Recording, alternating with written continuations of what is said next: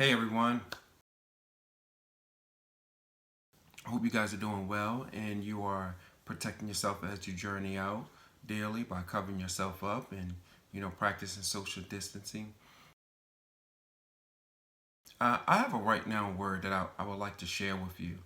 Maybe you considered it, maybe you haven't, but I truly believe that it will bless you the way it blessed me when it came to me as I continue to watch the press conferences and indulge in information about COVID-19. Galatians 5, 6 through 9. For in Jesus Christ neither circumcision nor uncircumcision has any value. The only thing that counts is faith, expressing itself through love. We were running a good race. Who cut in on you to keep you from obeying the truth? That kind of persuasion does not come from the one who calls you. A little yeast works through the whole batch of dough. And this right now word that I would like to share with you, it blessed me and it reminded me of the things that I allow in my ear gate. And that word is influence. See, we all have the responsibility of being an influence on others. I believe it becomes problematic when we are unaware of who and what we allow in our space. Also, when we choose our influence. What I discovered during this time is a person will repeat a lie till it becomes their truth.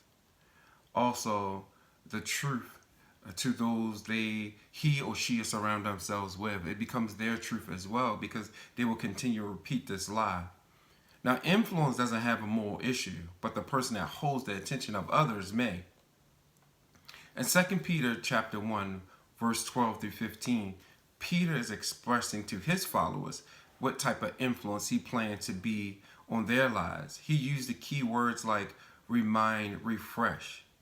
But when we go to verse 15, this is what Peter says. I will make every effort to see that after my departure, you will always be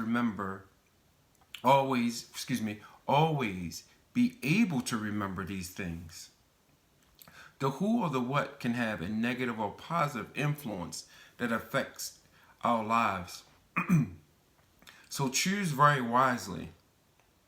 What I've discovered as well as many as you is when we give the enemy an inch, he will take many miles. In other words, when we allow other people to do small wrongs in our space, these small wrongs can have big problems in our lives, which can turn into very large consequences. Can I remind you what Galatians 8 and 9 says? A little yeast works through the whole batch of dough. Remember, influence doesn't have a moral issue, but the person that holds the attention of others could, and that person can change your life for the bad or for good. Check this out. This is my last thing I wanted just you guys to consider. Pay attention to the individuals of how they handle and treat themselves.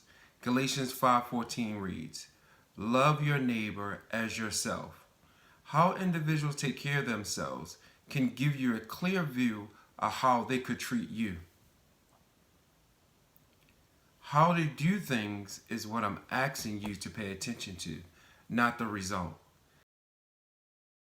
This is a right now word, influence. Here's a few things I would like for you to consider.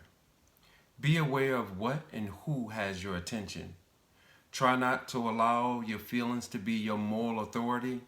And lastly, your relationships should add value, not loss. I truly hope it blessed you the way it blessed me. Be safe, protect yourself at all times. God bless.